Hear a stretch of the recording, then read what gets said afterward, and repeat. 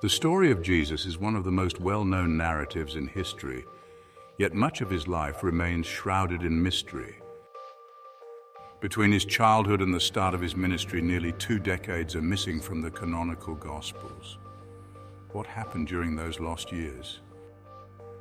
In the 19th century, a remarkable tale emerged from the East, a story of a young man named Issa, believed by some to be Jesus himself. According to ancient manuscripts found in a Tibetan monastery, Issa traveled through India and Tibet during these lost years, seeking wisdom from Hindu and Buddhist masters. His journey, filled with teachings on love, compassion, and justice, carries echoes of the spiritual traditions of both East and West. This narrative invites us to explore a hidden chapter of Jesus' life, one that suggests his teachings may have been shaped by his encounters with Eastern philosophies. The life of Saint Issa offers a new way to understand the spiritual evolution of a figure revered across the world. As we embark on this journey, we won't simply retrace Issa's steps. We will dive into the heart of his quest for truth, allowing the mysteries of his travels to unfold. What lies beyond the familiar stories? What deeper truths did Issa discover in the mountains and temples of the East? The answers may be more profound than we imagine. Issa's childhood unfolds beneath the dry hills of Judea, where Roman soldiers loom like shadows over his village. Here, in the intimacy of his devout Jewish family, he first encounters the world of rules, stories, and rituals that root him to his cultural heritage. His father, a craftsman, carves symbols of life out of hard, unyielding wood, and the sounds of hammer and prayer become one in Issa's heart. But Issa's eyes seem to see deeper than the hills around him. His natural wisdom sparks conversations that unnerve the local elders. There is something otherworldly about him. His thoughts are not confined to the here and now, and the way he speaks of God feels like he's carrying some ancient and hidden knowledge. The people whisper that perhaps Issa is born for something more, that divine providence moves through him like the wind between olive trees. In these formative years, Issa's cultural and spiritual foundations, Judaism, family tradition, intertwine with his innate wisdom. This wisdom does not simply sprout from teachings, it flows through him as if carried by a higher plan. His identity is shaped by these 3 pillars. His cultural grounding gives rise to spiritual wisdom, which in turn seems to fulfill a larger, divine purpose. As Issa grows, he begins to see beyond the festivals, the prayers, and the daily rituals. His awareness expands, and with it, an acute sensitivity to the suffering around him. Walking through the streets of his town, he sees not only the bustling market, but also the beggars, faces lined with desperation, outstretched hands met with indifference. He sees how the rich recline comfortably in their courtyards, while the poor toil under the punishing sun. These observations ignite something within him. It's not just a growing sense of injustice, it's a spiritual awakening. He feels that the answers lie not in the words recited in the synagogue, but in something deeper, something transcendent. The world's suffering becomes a mirror for his inner hunger to understand why. This awakening drives his empathy for the poor. He does not see their suffering as a social condition to be pitied, but as an interconnected element of life that he must engage with on a spiritual level. These 3 elements, observation, awakening, and empathy, create a powerful triad that defines Issa's purpose. His understanding of suffering compels him to seek knowledge, while his compassion for the poor shapes the very path he will walk. At age 13, Issa makes the pivotal decision that will change his life. The world he knows no longer offers the answers he craves. His soul yearns for something beyond, something vast and unspoken. This quest for deeper knowledge pulls him from the familiar warmth of his family. There's sorrow in leaving, but Issa knows that the search for truth requires separation, both physical and spiritual, from everything he has ever known. Issa embarks on a journey that takes him eastward, following caravan routes through deserts and over mountains. The sky opens wide above him, and the land stretches endlessly in front of him, a physical manifestation of his spiritual quest. Every step away from home is a step toward the unknown, But it is a necessary journey, one that ties his separation from family to the unfolding of his search for divine truth. Issa's journey leads him to Sind, a land where the air is rich with the scent of spices and the temples stand tall, their bells ringing in the sacred hours. This new world is vibrant with colors and smells unfamiliar to him, the incense drifting from altars, the soft hum of prayers in languages he cannot yet understand. Here Issa immerses himself fully in the local culture. The towering figures of Hindu deities painted with vibrant reds and golds fascinate him. But he is not simply a foreign observer. His spiritual thirst draws him into the sacred texts, the Vedas. He learns of karma, of the soul's eternal journey, of reincarnation and the cycles of the universe. These ideas stir something deep inside him. They resonate with the questions he has carried since childhood. The teachings of the Brahmins, dense with philosophy and cosmic law, become the foundation upon which he builds his evolving understanding of the divine. His immersion in this culture does more than broaden his knowledge. It lays the groundwork for the integration of Eastern wisdom into his already profound spiritual insights. Issa spends years learning from the Brahmins, their voices rising in rhythmic chants as they recite the ancient wisdom of the Vedas. He studies the nature of the soul, the universe, and the interconnectivity of all life. The knowledge he gains is not just academic, it transforms him. His mind opens like a lotus flower, each petal revealing new layers of meaning and truth. But knowledge alone is not enough for Issa. In the quiet moments before dawn, under the shade of vast banyan trees, Issa sits in meditation, reflecting on the truths he has learned. His meditation is not passive, it is an active engagement with the divine. He seeks not only to understand, but to become. Each revelation integrates itself into his being, evolving him spiritually. Issa's learning, meditation, and spiritual evolution form a continuous cycle. Knowledge leads to contemplation, and contemplation leads to transformation. Through this, Issa becomes not just a student, but a spiritual force in his own right. As Issa delves deeper into the Hindu texts, he becomes acutely aware of the systemic inequality enforced by the caste system.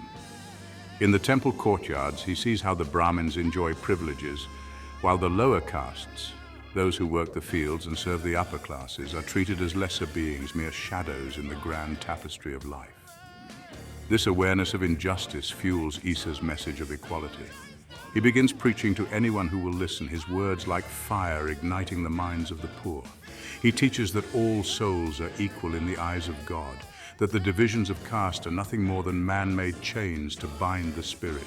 His voice echoes through the fields and the marketplace, challenging the very core of the social hierarchy. The Brahmins are not pleased. His message is dangerous. It shakes the very foundations of their authority. Issa's challenge to their power becomes a threat, not just to their position, but to the delicate balance of the social order. His teachings are revolutionary, and they provoke the ire of those who benefit from the system he seeks to dismantle.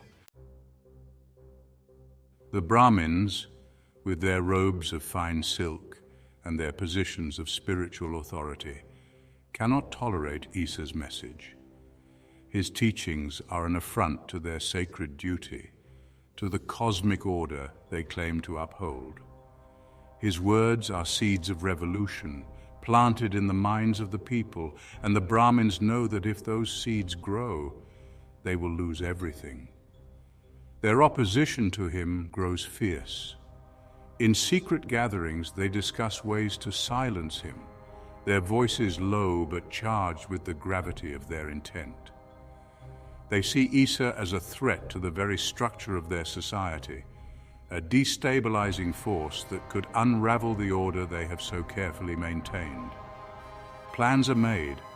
Issa's life hangs in the balance, for in challenging authority he has made powerful enemies who are determined to stop him at any cost. Under the cover of night, Issa flees. His flight is swift, but the weight of his mission remains heavy upon him. He crosses into Nepal, a land of towering mountains and quiet villages, where the snow-capped peaks seem to scrape the very heavens. Though he has escaped the immediate threat of persecution, Issa's journey of spiritual discovery continues. In the isolated monasteries of Nepal, he deepens his understanding of the cosmic truths he has learned. The crisp mountain air fills his lungs, and the serenity of the environment provides him with the space to reflect on his mission. Even here in exile, Issa teaches. His words, now infused with the wisdom of many lands, find new audiences. The people of Nepal listen to him with reverence, recognizing in him a depth of spirit that transcends their own traditions. Issa's journey has not ended, it has merely shifted to a new phase. As Issa crosses into Tibet, the landscape transforms into a vast expanse of high-altitude plains, where the wind carries the crisp, clean air of the mountains. The world feels quieter here, the towering peaks of the Himalayas seeming to touch the heavens. There is a sacred stillness in the thin air, and Issa is drawn to it as if the very land itself holds the answers he has been seeking. When Issa encounters the Buddhist monks, he is immediately welcomed with warmth. The monasteries are carved into the cliffs, their golden roofs glinting in the sunlight, prayer flags fluttering in the wind. The monks are humble, dressed in simple maroon robes, their eyes kind and serene, filled with the peace that comes from a lifetime of meditation. Issa is struck by their compassion. It mirrors the teachings he has begun to internalize. The monks recognize in Issa a spiritual depth that resonates with their own teachings. In the cool, dimly lit halls of the monasteries, Issa embarks on a philosophical exploration, studying the teachings of the Buddha. He learns about the Four Noble Truths, the Eightfold Path, and the nature of suffering as an intrinsic part of life. The idea of compassion for all sentient beings aligns with Issa's already deep sense of empathy for the poor and oppressed.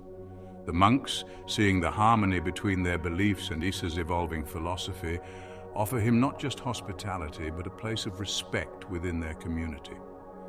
In this environment, Issa's understanding expands, and the warm reception he receives allows him to explore these ideas freely, deepening his spiritual path through this triad of encounter, exploration, and acceptance.